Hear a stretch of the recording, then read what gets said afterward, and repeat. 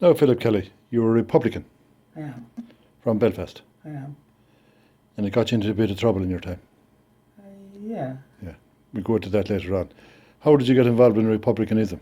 Born into it. Born into it. In what way? Well, my mother's history was my mother and father were Republicans. My mother was a leading member of Common Law in Belfast during the War of Independence and during the Civil War. In 1926, whenever Delver was in jail in Belfast, my mother looked after him, and my grandmother looked after his needs in relation to his laundry and his food and things like that. And got on through the years. In 1956, my two older brothers, Billy and John, were arrested. John was on a flying column, was arrested in 1956 in Tyrone, and Billy was interned. And I was 8 years of age, and I was carrying food parcels to Crumlin Road Jail to Republican prisoners that were there during that campaign.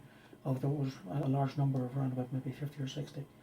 And every Saturday we would send parcels to people from Cork and Kerry, John Madden and Davy Loosley and Willie Goff and people of that calibre who were in jail in the north and never got visits from the people from the south because it was too far to travel in those days.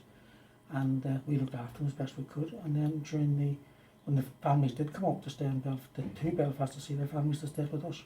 So I was 8 years of age when that was going on. And what year was your mother born in? 1900. 1900. 4th of January 1900. So she was involved in the 1916. She was involved in my grandfather was involved in 1916. Yeah. My mother's father was a leader of the Irish Transport and General Workers Union in the docks and formed the Dockers Union in Belfast. And my great uncle on my grandmother's side, Alfie McLean, was the first General Secretary of the Irish Transport and General Workers Union. And Winnie Carney, God rest her, was my mother's bridesmaid when she got married in 1933. In 33. But was your mother actually involved in the 1916? I don't know, to No, tell you the truth. Because she would have been 16 then, She yeah. would have been 16 at that stage, and she would have been fairly young. My grandfather was involved in it. So that's influenced you all, I suppose, yeah? Yes, Yeah. they were all influenced from that. And how did your mother get involved then? She got heavily involved, did she?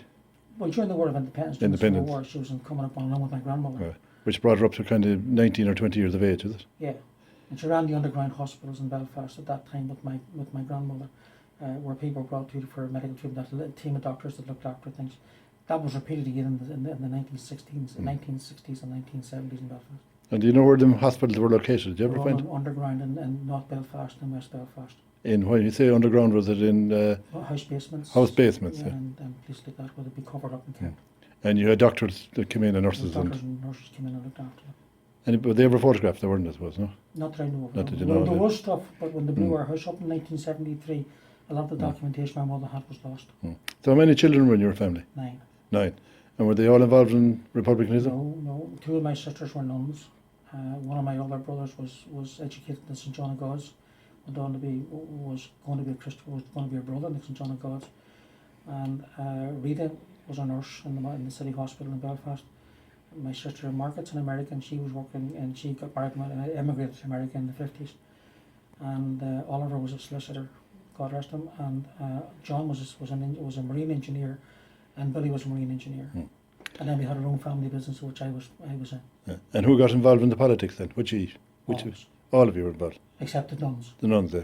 And was there any discussion in the house about the rights and wrongs of it? Always. Always. Did it lead to strife? No. No. There was tolerance. Very much so. Very much tolerance. Well, we had a good number of Protestant friends. We were in the greengrocery business, wholesale greengrocery business, and we depended on Protestant farmers to supply us with our vegetables and things like that we could then sell on to their hotels and the restaurants and the shops and whatever, even to feed our own shops. So it wasn't the thing of religious bigotry was never entered into our house, and it wasn't allowed on the basis that we were above that, and that our family were above that, and we were educated by the Christian Brothers and the Mercy Nuns and the Dominicans, and that was never taught to us. That kind of thing was always frowned upon in our house, always. Well, was there a bit of a lull then between the War of Independence and, say, the 40s and 50s? There was normality, kind of form of normality, yeah. Kind of normality. Kind of normality. kind of normality, yeah. You suffered discrimination, did you? Yes. Did you Severe discrimination. Did you feel it? Yes. In what way? Well, for example, on the 12th of July, we all got out of town. We didn't stay in town on the 12th of July. You had to leave the town.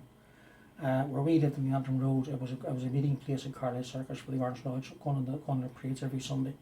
And what would happen to us was we'd come out and we go to mass go to children's mass at 10 o'clock at St Patrick's Chapel in Donegal Street, which is the famous church that Prince Charles visited there last week, which was my parish church. We went to mass at 10 o'clock. We were home by 11. The Orange Men started to gather at 12, and we would then close our doors and didn't go out again until they had left. And when they had left, we were able to go down to the street, and then by 5 o'clock we had to get back in again because they were coming back. And when they had left by 7, we were able to go back out onto the street. We were closed in. We were like prisoners in our own homes every Sunday from Easter until October, until November actually, until the Remembrance Day was over, whenever they were going to do their Poppy Day. And what would they be doing? Just marching up and down the March road? up and down the zone, but if you were a thing and you were getting slagged, or you don't have the chance of getting a beating, so you stayed off the street. So you stayed off the street. And they would actually beat you if you went out. Yeah. And the RUC would do nothing to help you. They would just stand there. And in terms of schooling and education, did you find any discrimination there? Yes. Well, there was no education for us except for the Christian Brothers and the Dominicans and the Mercies, and the Presentation Brothers and the likes of those organisations within the Catholic Church. And the same thing came down for health. But if we hadn't had the Mater Hospital in Belfast, we'd have no medical equipment at all. And how that was done by the Mercy Nuns. And how did the Mercy Nuns? So they looked after the Catholics. Yes. Was it blatant Catholics and Protestant No discrimination? The nuns didn't blatantly discriminate them.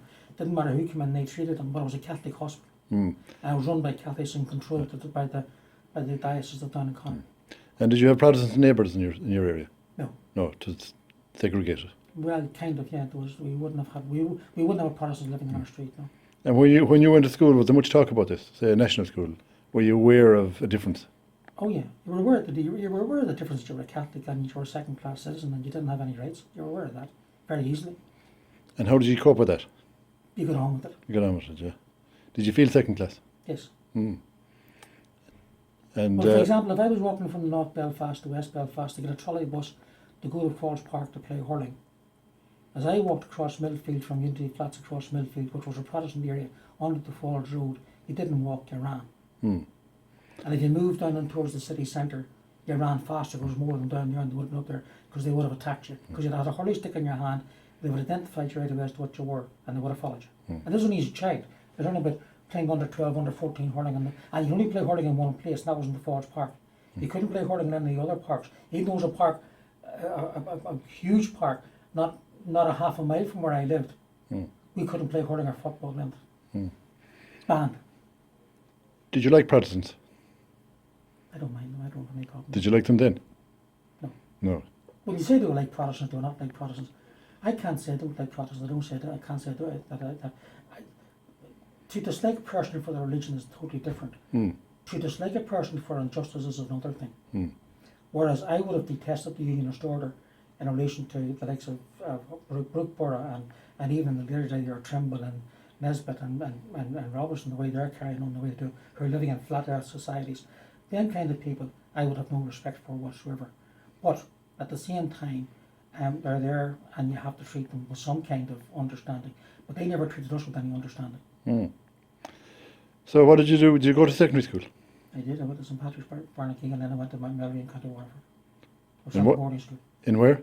Mount Melbury, In Waterford. Waterford. You came down from the north to go down the south to get a Catholic education, was it? My mother sent us to boarding. We all went to boarding school, bar Oliver. So you were fairly wealthy Catholics. We were You were middle class, yeah. You were middle class, yeah. And did you find much difference when you came down from the north down to the south? Yes. What did you notice was the biggest You difference? get a sense of freedom, but the one thing I noticed most of all, when I was a child going to the Christian Brothers, we were taught Irish history. We never taught Irish history down here. And you were taught Irish history in the north, Yeah. but you weren't. We weren't taught it down here. Well, Irish history down here consisted of 2 paragraphs in the history book and you're under European history. In secondary. The Civil War was written out and the War of Independence was written out. 1916 was mentioned. But they said, I think, 1798. Yeah. There's a gap. I put it in the 2 paragraphs, in the 2 chapters in the history book. And why do you think they done that in the south? I found out later that the reason I did it after doing some, I found out from Brian Lennon, God rest him, Brian Lennon Sr., because I had this serious argument with him about it, why they did that. And Brian Lennon said it was De Valera's idea and Cosgrove's idea to heal the wounds of the Civil War, that the Irish Civil War and the Irish history would never be taught in the schools because it would only fragment more history. of intolerance, what have you, and it's a time to bury it, and they buried it. Did they have a point? No. No. I think they took the identity of the country and the identity of the people away from them. The language is gone, our culture is going, and our history has been written down. And I now see that Rory Quinn, as a minister, when he was Minister of Education, wanted to eradicate history out of the curriculum altogether. If you don't know your history, you'll never know your country. And if you don't know your country, you'll never have pride in your country. Bottom line. But history is a subject on the Leaving Cert, isn't it? But what I'm telling you is that Rory Quinn wanted to take it off the Leaving Cert when he was minister. So you done your Leaving Cert here? Yeah. And did you done history? You do history in the Leaving Cert? No. No. What subjects did you learn in English, secondary school? Maths, Irish, a little bit of French, religious education, and I didn't do history. Geography?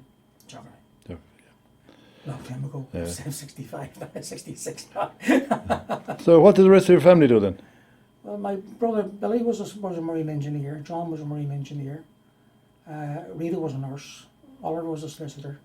Jimmy was a cost accountant. Mary and Rosie were two nuns in England. Rosie taught and was a school teacher in Liverpool for almost 50 years. Yeah. And my sister Mary was a school teacher in London as a nun. And when she left the convent, which she did in the middle 70s, she went lecturing in Queen's University as a lecturer, lecturing in French. And my sister Margaret got married and she emigrated to Canada. And then it was me, and I worked with my mother and father in the business. And where was? Oliver became a solicitor. And where did you do the law? Oliver became a lawyer. In where? In Belfast. Did he go to college in Belfast? He went to Queen's. He was one of the first scholarship students in Queen's University, Catholic scholarship students in Queen's University. He would have been in the same class as the likes of Mary McAleese and same type of year, and around the same time. And Eamon McCann and people like that, Michael Farrell and those kind of people. He would have been involved in Queen's at that time.